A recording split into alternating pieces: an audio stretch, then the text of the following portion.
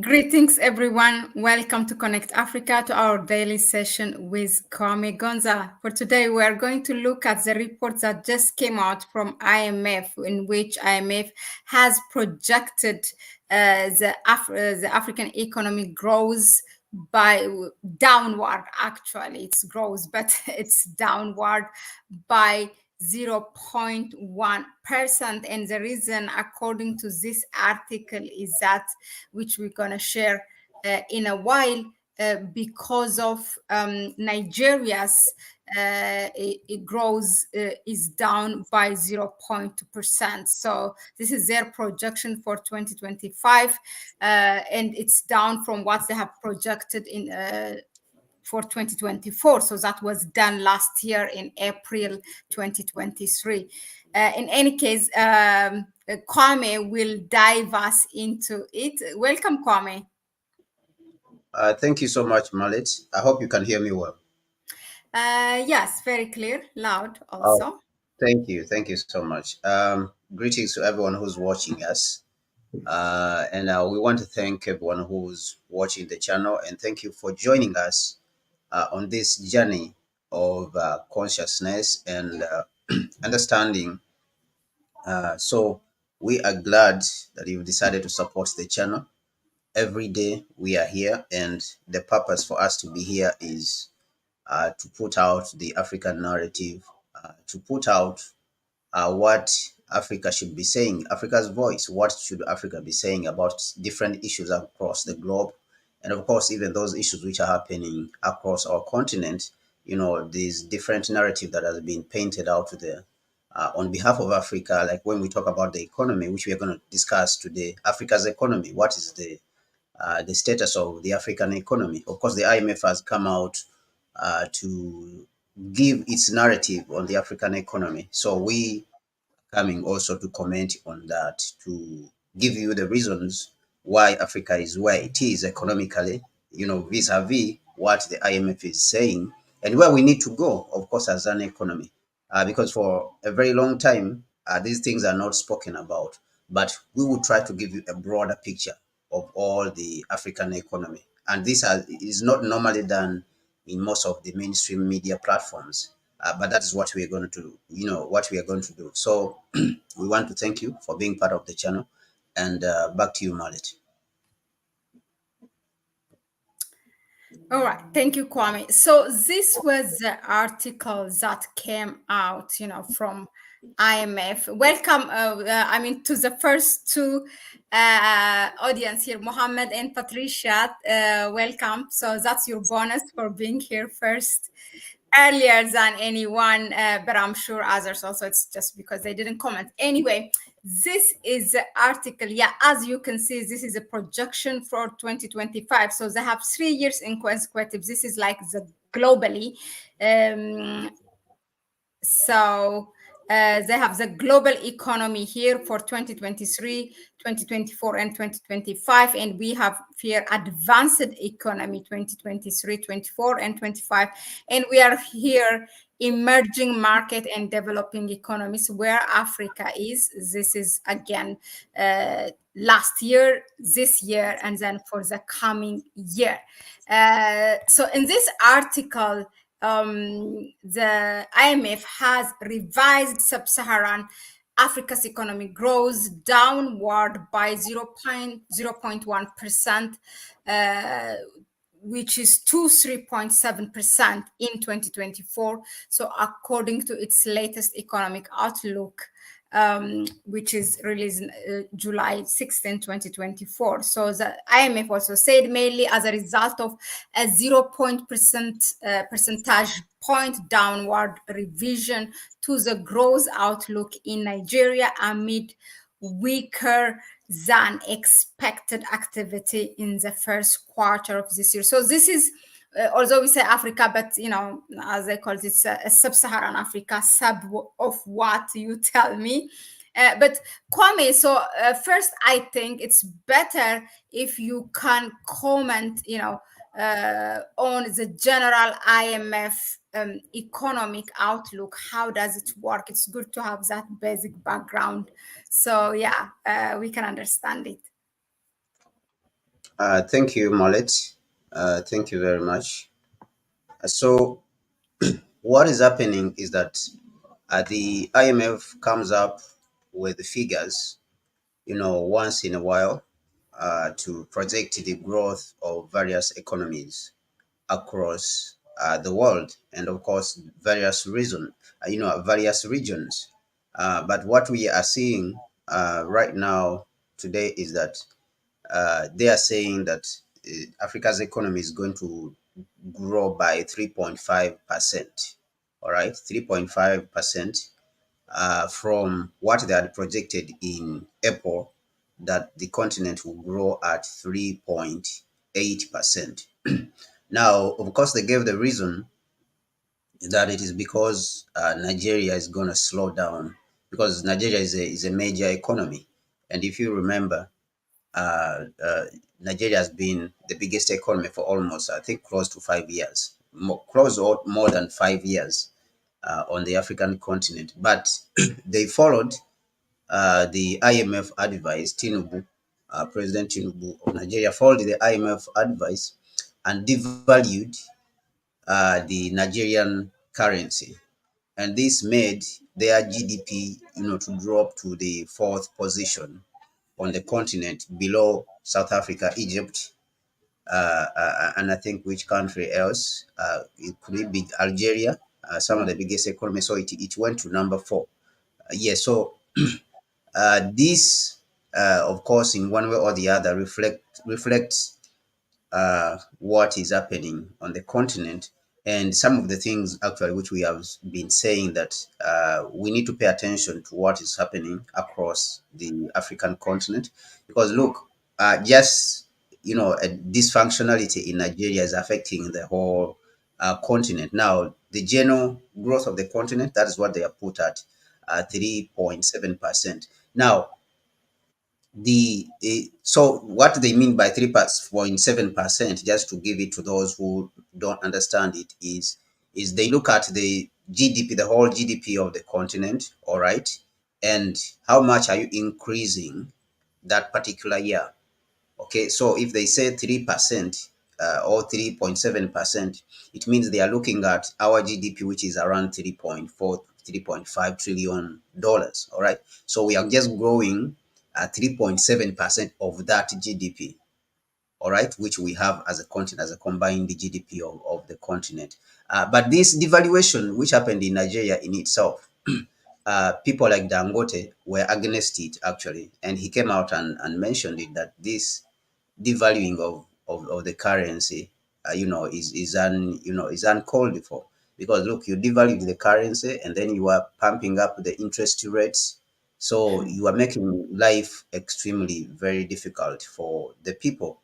And with this devaluation and hiking up of the interest rates, almost up to 30%, we did not print money, that we printed a lot of money and gave it to the people.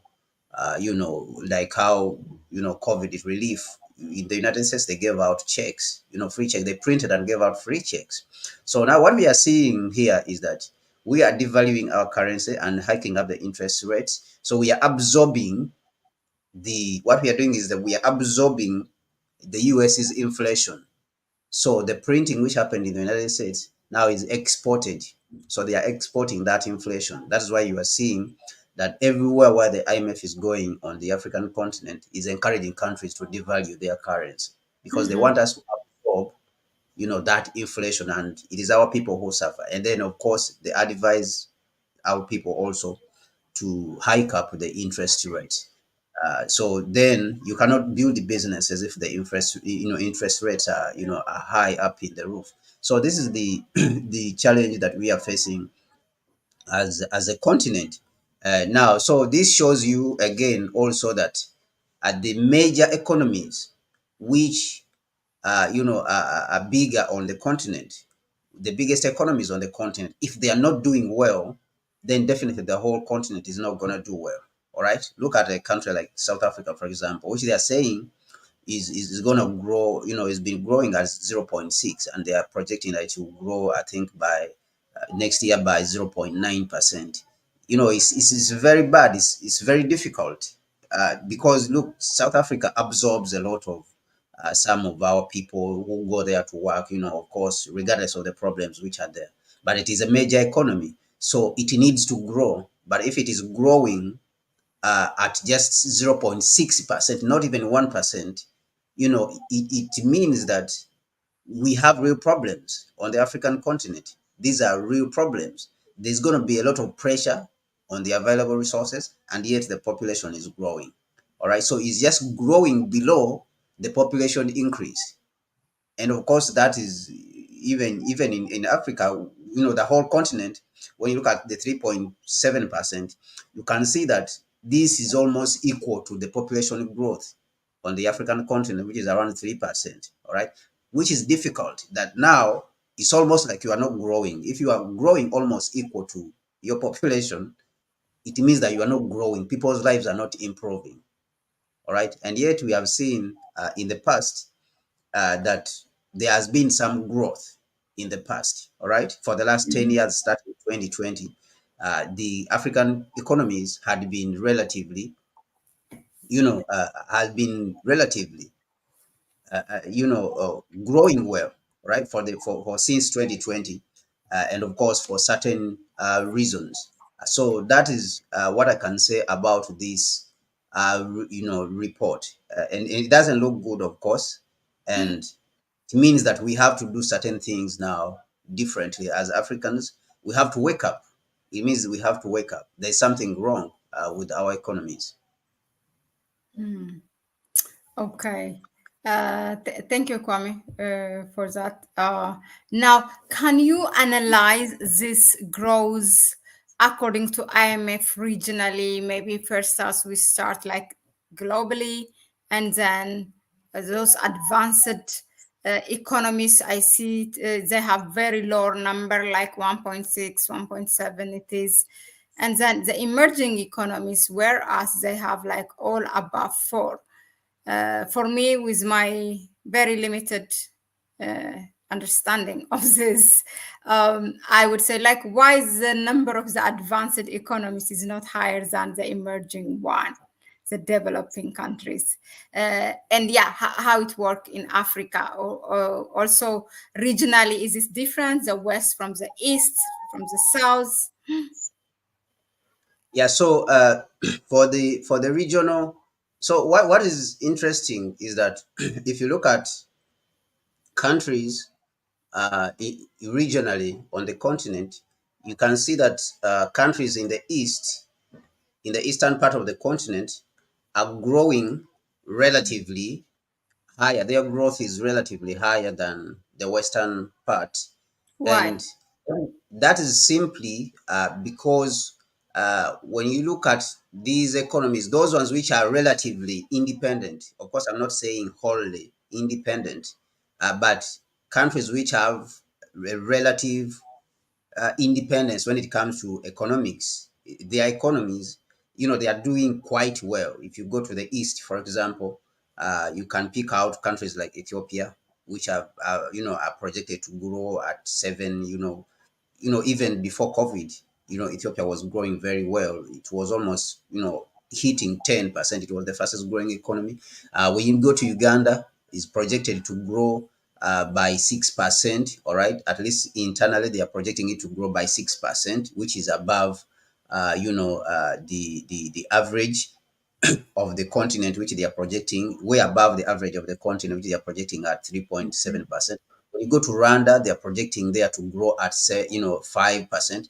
But what is characteristic, even Tanzania also is projected to grow, relatively well. So what is characteristic about these economies is that they have a relative amount of independence. If you go to Rwanda, you can see there's a president who is very independent minded, that they do their own thing.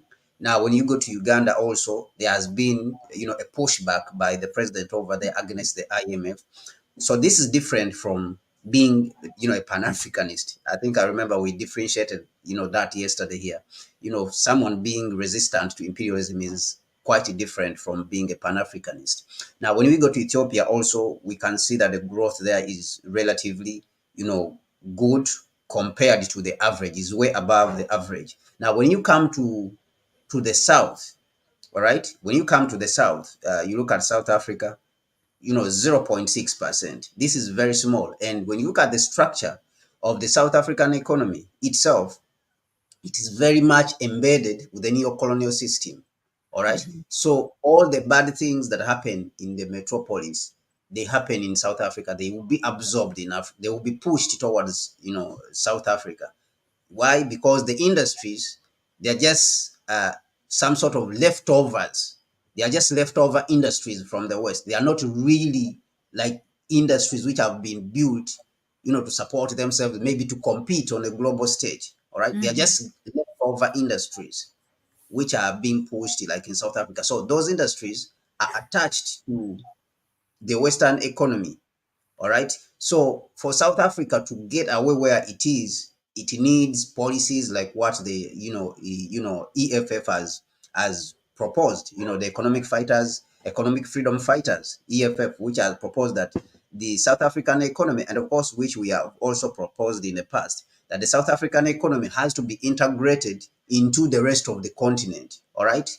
Those industries, it has to industrialize in a way that it has to be integrated in the other parts of the continent. Of course, it has some industries, relative industries, but it is also importing a lot. As a country, it is importing a lot. So for it to get from where it is, it has to integrate its industries in the rest of the continent, and not just as a parasite for it to just feed in onto the continent, but it has to industrialize, but also take some of the goods from the rest of the continent. And we have to build, generally what it means, that we have to build the continent together. That is what it means. And South Africa is not growing as desired, all right, because it looks sort of like where it reached, it cannot get away from there anymore until something structural is done, something revolutionary, is done, for it to move from there. And for other reasons, which I said,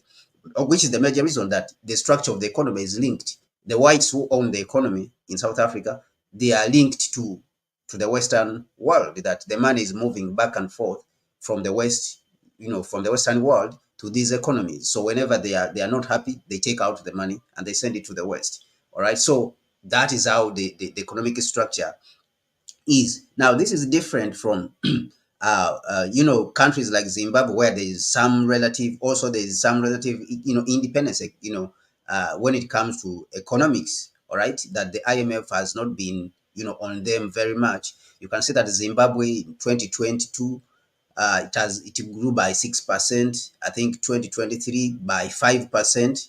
All right. So you can see that even if this year is going to slow down to 3%, but it has been also in a good position. Now, when you go to the western part of the continent, where the IMF has really engulfed the place, all right, almost had taken over the place, is the one who's advising in everything. Look at countries like Ghana, economy is slowed down completely slowed down, to almost less than 3%. Okay, 3.2%. At one time, it slowed down completely, almost to around the 2 point something percent. And you go to Nigeria, which of course they are talking about also. It has slowed down Nigeria also.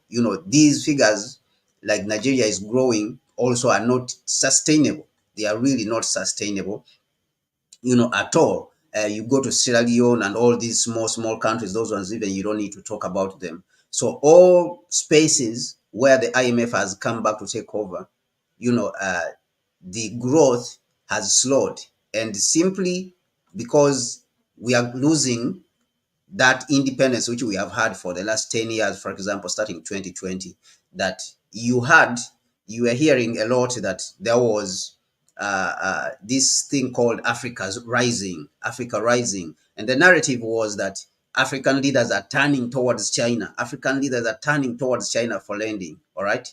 So, and that is simply because China's lending, uh, you know, uh, China's money did not come with a lot of, how do I call it, conditions. All right. The conditions, the terms and conditions on its lending, on its money were very low. All right. And they are favorable. The terms with which China lends to Africa and other countries, they are more favorable. So, and we sold, so China was also growing rapidly. So this enabled us to sell a lot of commodities for those countries which have a lot of commodities. By the commodities, we mean the minerals, all right, the mineral resources. So China was buying a lot of those mineral resources. So it enabled us, and at a fair price. Unlike when you talk about the United States and Europe, when they were at the peak of their growth, they were taking our minerals for free. So there was no growth in Africa almost completely. All right. So they take all the minerals, what they want, they just take it for free without almost free without paying for it. They don't pay for it. They just find tactics with their institutions like the IMF of taking it without paying for it. So there was no growth. Now, over these years, when China's economy has slowed down to 5% from 10%, 8%, where it was growing, and it needed a lot of minerals.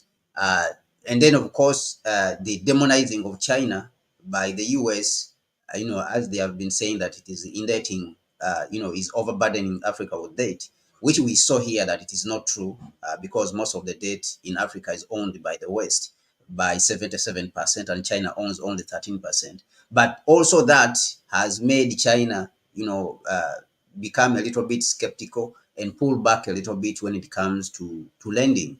All right. So this leaves a gap whereby the IMF has come back aggressively since 2020. So after COVID, especially during that period, the United States printed a lot of money, and when it printed a lot of that money, it did not have where to take it, so it has to push this money outside. Now they gave it to the IMF. The IMF started giving it out into the African continent. Now these are the debt traps the IMF is setting. So during the COVID period, they pumped out a lot of money, and that money was not accounted for actually.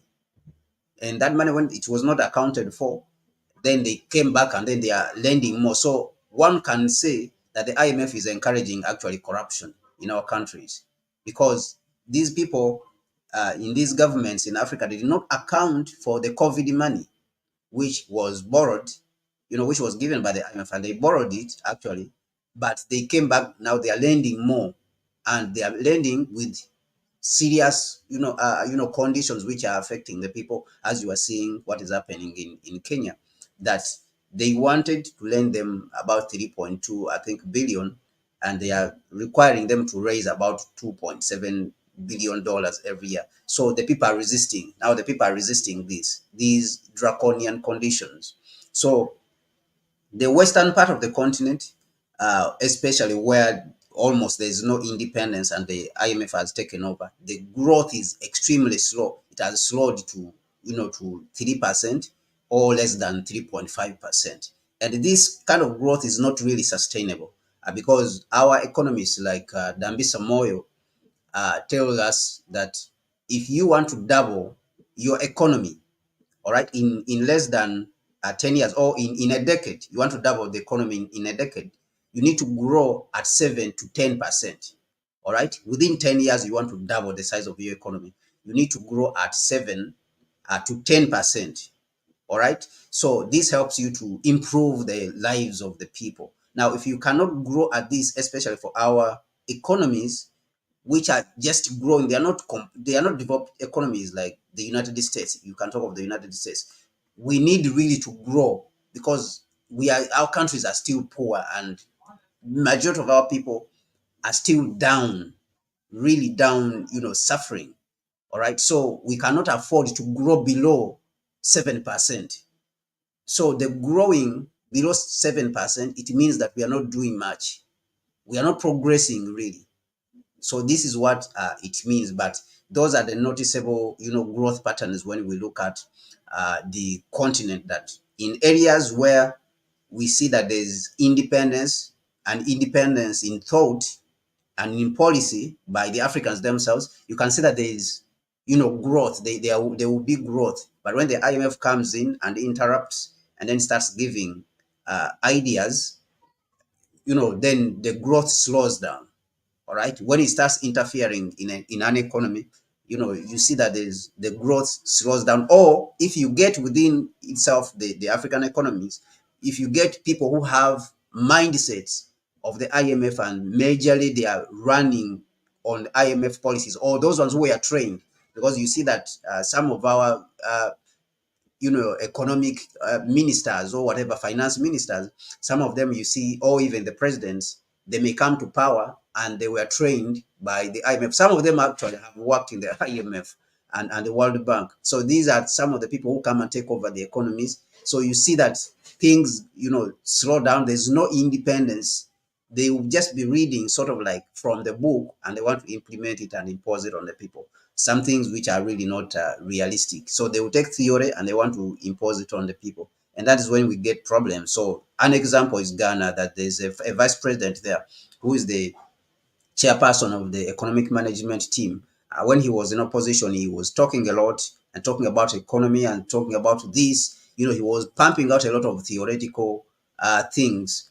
But when he came to power, then he messed up, the whole economy. Up to now, he has messed up the economy. So this is the problem that we have with everywhere where the International Monetary Fund has interfered, or its thinking has interfered. You see that the economy slows down, and there's no experiment. People, they don't do experiments there, but they implement things by the book. All right. So our economy, as the African, continent, is not at the same growth level, and actually we are underproducing. Our production is very low. Production capacity is very low, that we cannot afford to grow at 3.5%, 3 which they are giving us, the IMF is saying. And of course, that is what it is. So we need to grow faster than that to make a difference in the lives of our people.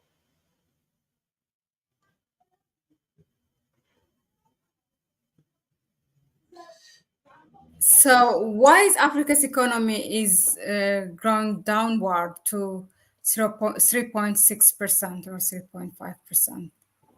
Yeah, so I think it's because we are not doing the right things. So there's that interruption which I spoke about, but we need to do the right things. We have not looked at unlocking the potential of the continent.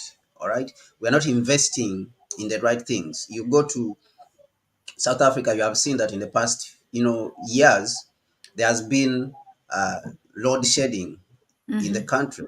All right. So when you are talking about building an economy, you have to solve first the first three things which you have to solve, which are structural and fundamental to the functioning of an economy, is energy. That's just basic, because if you don't have energy, which is in form of electricity, and of course fuel, which is going to run the system, the whole economy, vehicles, trains, and all this. If you have no energy, you can't do anything.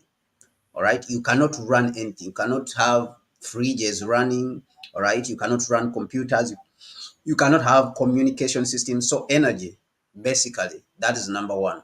Now, if you cannot solve that, you are in big problems. Africa has not solved that. You go to countries like Sierra Leone, the energy, half of the time, the energy is not there. There's no energy.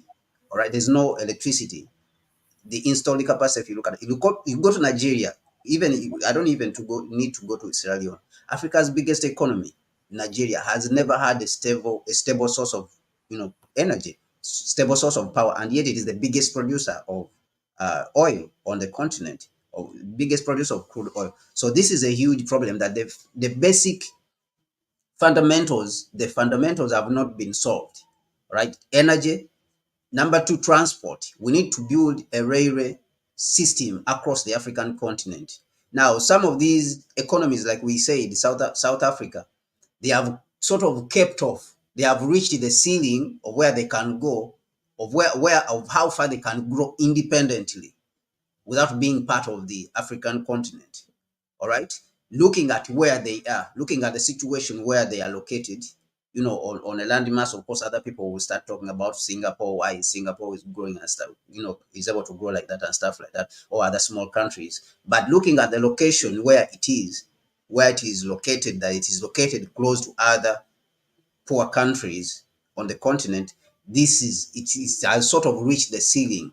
Now, to break that ceiling, it has to be integrated into the rest of the continent. Now, that's what we are saying, that uh, apart from solving the energy, then you need an integrated transport system on the African continent. Number two, that's the integrated transport system. And number three, then we need an integrated communication system.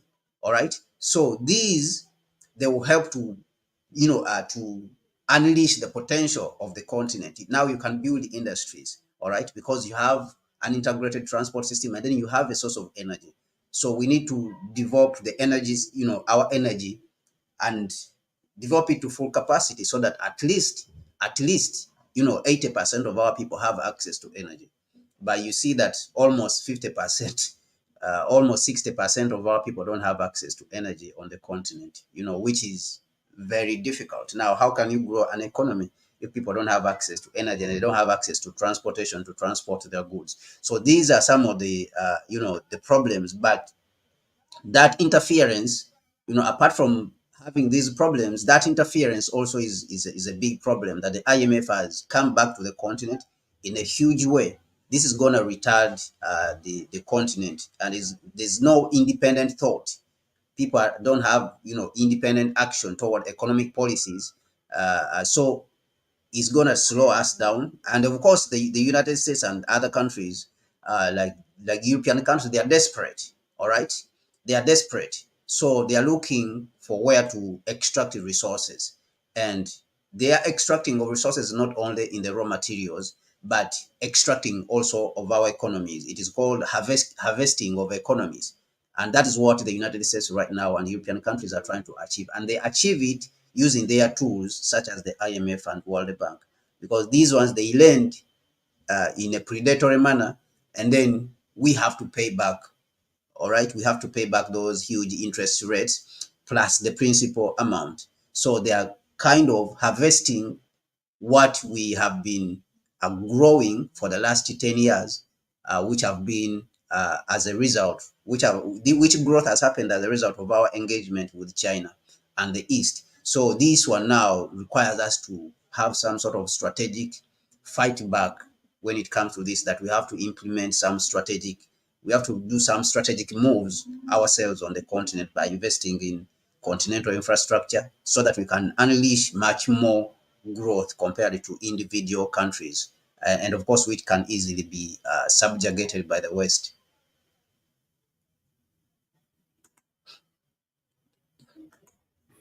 Thank you very much, Kwame. So that brings us to the last session, as we always do here. So for Africa, what is the best thing, to come out of this and make the growth like a jump and be like around 7%, where you said that is what we need? So I think that it's going to be difficult, especially when the African economy is not integrated, as when it's not integrated and is being governed by one government, is going to be difficult. But what we need, I think we need to invest in infrastructure a lot. This a system where we have our infrastructure is being built by foreigners, I mean, is a big mistake, and is very wrong that a lot of African governments are doing this. The basic infrastructure in China, you never saw that they invite, whether it is Americans or Europeans, that they should build it for them. All right. When you talk of rail, so when we want to build a rail system in our countries, we invite the Chinese. You see, so this one, you are losing jobs. All right. This is loss of jobs. The basic infrastructure, energy systems, transport systems, roads, all these are jobs, buildings. So all the infrastructure, we have to invest in all the infrastructure. If we are talking about building, like if we build like a dam, like Inga Dam, we should involve our own people. These should be the ones to build, because these are jobs and is growth. You are stimulating growth because you are putting money in the pockets of your people. So and then you build a rail. If you build the railways and other industries, your people should be in. Do not invite the Chinese. Do not invite the Americans. Do not invite the Brazilian. Do not invite the airports. All these, we should invest in them, but we have to use our own labor. We should use our own labor. So this is creating jobs, and this is the functional economy. So the basic infrastructure, like roads, railways, and other systems, that energy systems like dams, okay, should be built by our own labor. We should use our own labor to build those infrastructure. So that is, number one. Now, we need to grow in an organized manner, and that is why we are calling for a united Africa as a people, because the era of growing in a disorganized manner is over. There's no reason why we should grow in a chaotic manner as Africa. All right. Europe, countries like the United States grew in a chaotic manner. The blueprint now is there. There's countries which have built themselves from the ground up. You look at China, all right? You look at whatever we talk about Singapore, but I think the best example for us is China. These people, they have sort of produced a blueprint which we can copy and adopt to our environment, and be able to build an economy for ourselves. But our heads of state, they still want to copy what is happening in the West, and they still want the West to impose on them, and they follow. Like, you see what we've spoken about Tinubu, that he, instead of moving independently, decided to devalue the naira because the West is stealing him, and then remove subsidies, and then all kind of painful things which are just punishing the people. So it is almost like he came there to punish the people.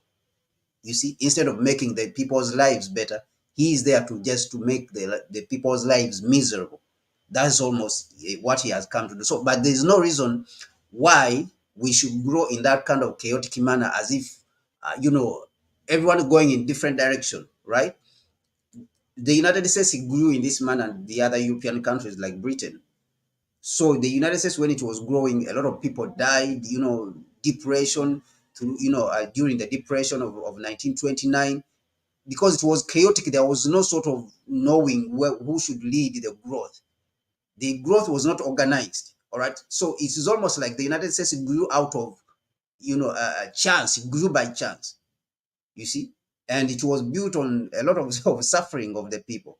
All right. Because it was testing here, testing there. The country came and it was formed, and then it started growing, but it grew by almost by chance. All right. It is later on. That is why they say, oh, entrepreneurship, private sector, they go up about and do all these things. But of course, at first, it was the state which was involved in giving out land, giving out free labor, which was African labor, and all these things, and inviting people and giving them land. But it almost later on they grew in a very disorganized manner. There's no reason why we should copy this kind of thing. We don't want to grow in a very disorganized manner like that. When we have a blueprint that other people, we are late to the game, and we have other people who have grown, who have come after, who have come before us. So we can just take that blueprint and implement, like what we are talking about. Let us, invest, take our resources and invest in the key sectors which will bring the growth of other sectors, the basic sectors like energy, transportation, and communication. All right. But you can see that even in this 21st century, African countries are still struggling. All of them are still struggling, including South Africa, the biggest economy on the continent, the most advanced economy, still struggling with electricity. You see, so this is a huge shame. Nigeria alone, if it functioned with its 4 refineries and produced to full capacity with Dangote refinery added, it should be able to solve Africa's energy problems. All right. But we are still operating as if, we are confused, as if we don't know what to do, as if everything should build itself by chance. So I think that these are the problems which we have to rectify. But to do it without unifying the continent into a single government, I think it will be very, very difficult. We will not be able to achieve it. Thank you very much, Kwame, again for that brilliant explanation, giving us a background, explaining really what it means when they say it's downward, when they project downward, and then what Africa needs, to come out of this and go back where it was like 2021, 2022. It was good, like most of them have the one you said close to 7% growth. Thank you, all of you who have been, who are here tuning and dedicating your time, trusting us, and for engaging, for commenting, for asking, for suggesting everything, every little thing that you are doing, from your time. We appreciate it. We don't take it for granted. um Please share the video with others. And I'm trying, I don't think I have seen a question, but a quick shout out. It's like a ritual for us. We cannot leave the room without a child of God, Agro Valley Farm, Yoruba land. Mm, uh, Sia Academy. We have Patricia Cox and Muhammad Musa Ali, and those who did not mention here, also all of you. Thank you, Kwame, once again. Please subscribe to the channel if you haven't done that so far, and hit that notification bell so that you will be notified for upcoming videos. If you find it informative and relevant, this information, go ahead and give it a like. Share the video with others. To support us, you can click to our link of PayPal accounts, which is in the description section. And we thank you in advance. Thanks again. Thank you, Kwame. And so bye-bye from us. Ciao.